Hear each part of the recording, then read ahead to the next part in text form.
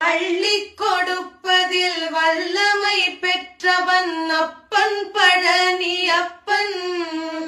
தினம் அச்சம் தவிர்ப்பவன் ஆறுதல் சொல்பவன் அப்பன் பழனி அப்பன்.